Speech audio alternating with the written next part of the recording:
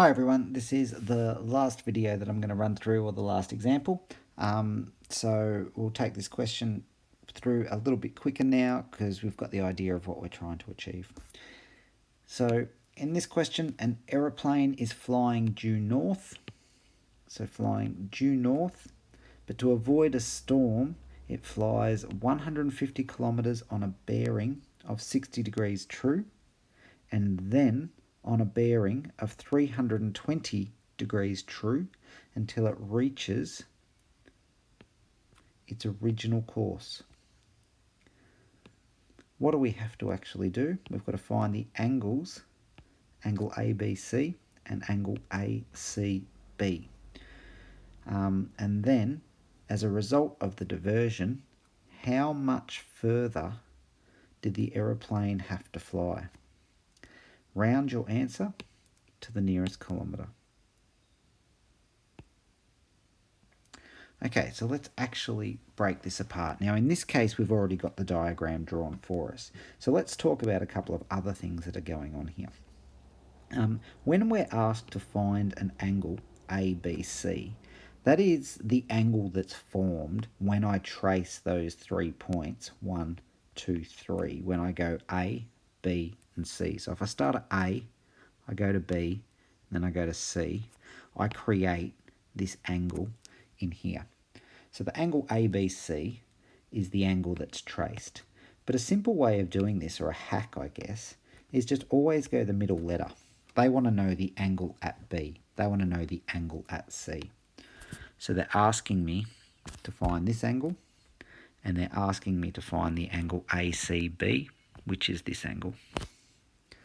So that's angle ACB, and that's angle ABC.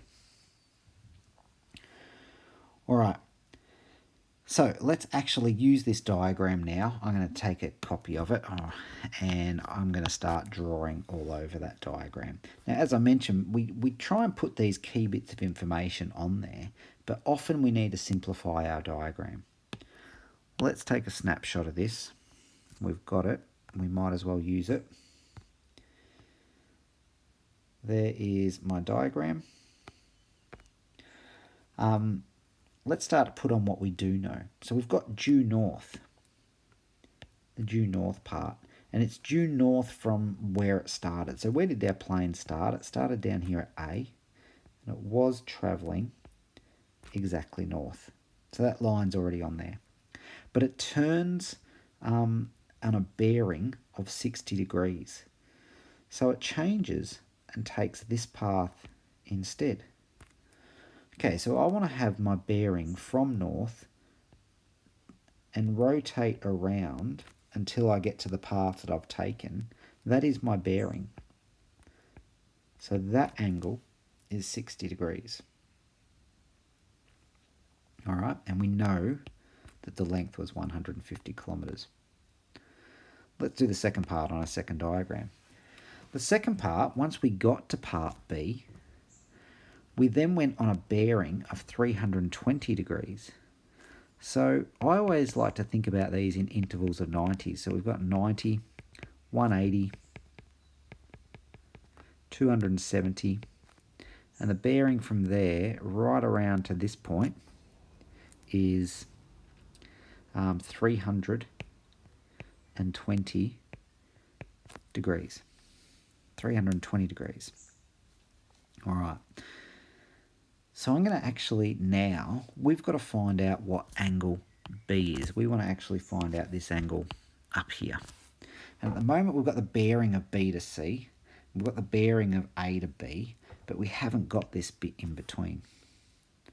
And there's a bit going on. So what I'm going to do is I'm going to take my diagram now. I'm going to rub out some of this information because I've got a lot on there.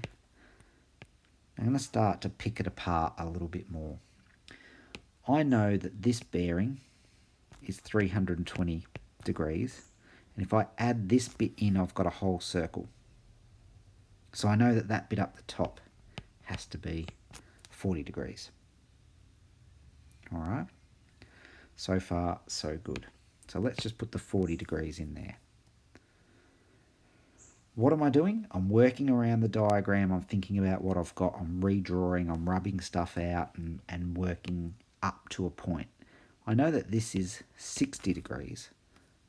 I know that that means this angle and this angle are alternate angles. That's also got to be 60 degrees. I want to point out at this stage, I don't actually know what I'm doing yet. I haven't had a plan. I didn't know how I was going to approach this question. I'm just trying to get as much information onto the diagram as I possibly can. And that 320 degrees wasn't helping me. So I'm trying to write it in different ways. I'm trying to find other bits. And once I got to this diagram here at this stage, I went, I can see what's going on. That's a straight angle. It makes up 180 degrees. This is also a straight angle and makes up 180 degrees.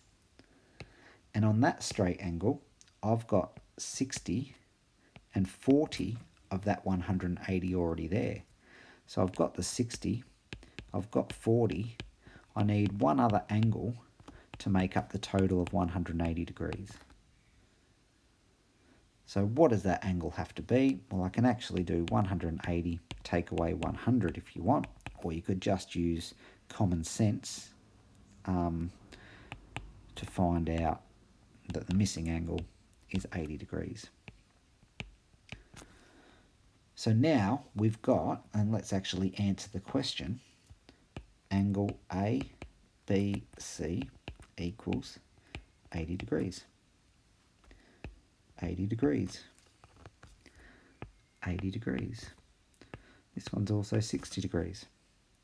So I can now just use my knowledge that the angles in a right-angled triangle add up to 180 degrees to find out what angle C is. So 60 and 80 make 140. So this angle here must be 40 degrees. And in fact, we already knew that from the diagram that I had down here, because that angle and that angle are alternate angles. So that must be 40. So angle ACB equals 40 degrees. Sweet. Part B. As a result of the diversion, how much further did the aeroplane have to fly? Round your answer to the nearest kilometre. Okay, so we've got to think, well, how much further does it fly? Let's draw a nice big diagram here, or actually let's just paste in a bigger diagram. Let's zoom it up a bit. So if I want to find out how much further it's gone, I've got to think about, well, where was it supposed to go? Where did it end up going? So this line here was where it was supposed to go.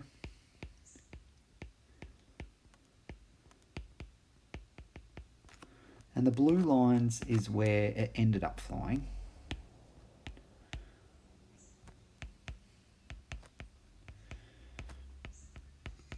And if we want to find out how much further,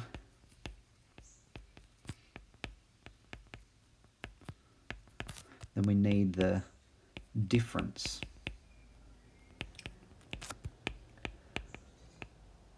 between two lengths. So somewhere in there we're going to have to do some subtracting because we've seen the word difference. Alright, we know that this angle down here is 60 degrees, this angle here is 80 degrees, and this angle here is 40 degrees. Okay, so if we want to find out how much further it's gone, well, if we work out this length, x, and we work out this length, which I'll call y, where did I get x from, where did I get y from? Just made them up. Then I'll know the total distance that they did fly and the total distance that they were supposed to fly, and I can work out how much further it went. And I've got some choices here because when we looked at problems, we said, well, if it's a non-right angle triangle, we can use the sine rule or the cosine rule. We have a non-right angle triangle, so I'm definitely going to use the sine rule or the cosine rule. And in this question, you could actually use possibly either, but one's going to be a whole lot easier than the other. What I always look for first is usually actually the sine rule, because I find the sine rule much simpler. And the way I look for the sine rule is I say, have I got angle pairs? Well, if I want to find out what x is, there's one angle pair, and here is my other angle pair, and I've made a beautiful little butterfly. So it's a sine rule. All right, so let's start using the sine rule. In this case, with this butterfly that I've drawn, I've got C and little c, so capital C and little c, capital A and little a. So let's write the sine rule as A divided by sine A and C divided by sine C. Why did I leave out the B part? Because the B is not in my butterfly at the moment. Okay, substitute what I know. The A value is x, capital A is 60. The C value is 150 and capital C is 40. And we want to find out what x is. So to find out what x is, I have to get rid of a divide by sine 60. How do I undo divide by sine 60? I multiply the opposite side by sine 60. So it gets 150 divided by sine of 40 multiplied by sine of 60. And that's exactly the same as writing this. Some of you would have seen me write this. You don't have to write it that way, but that's perfectly fine. So 150 sine 60 divided by, and I'm just doing that on my calculator.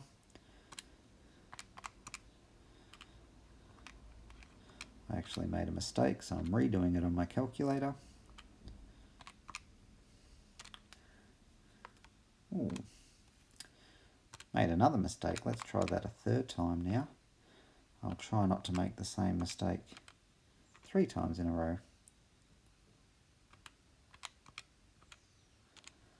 And that equals 202.09 kilometres.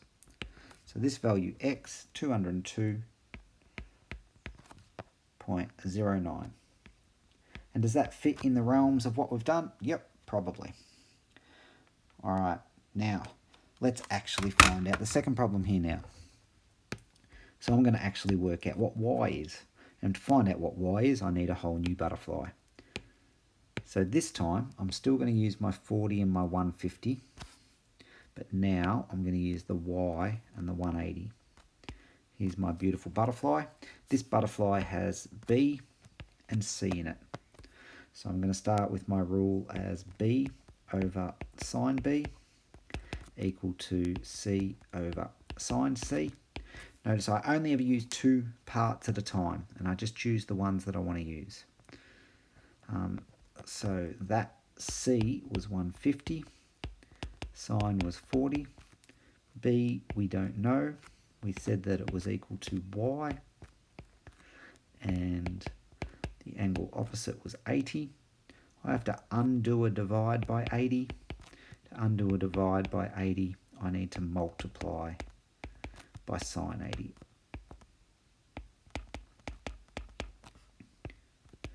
Type that into the calculator, hopefully a little bit quicker this time. 150 sine 80 divided by sine 40. And it's 229.81. 229.81. All right, beautiful. So we've finished. Or have we?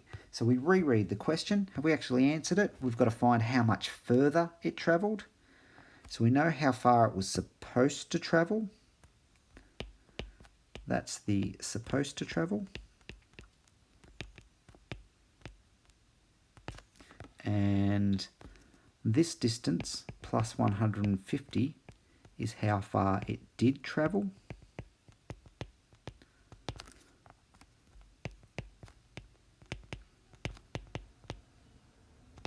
So So then if we want to find the difference between those two values, we want the 352.09 minus the 229.81. And again, back to my calculator.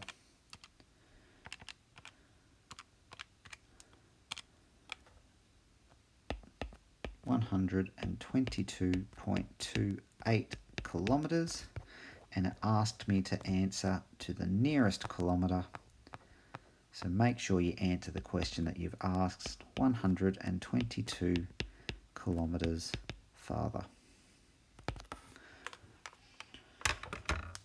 Alright, how did I do the question? I needed to know about angles and that I could use the middle letter.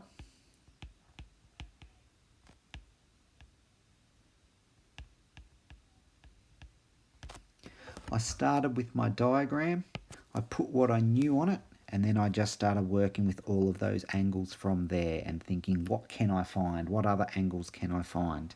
Until I had what I wanted. From there, I identified it was the sine rule because I could create these beautiful little sine butterflies, and I worked through the problem.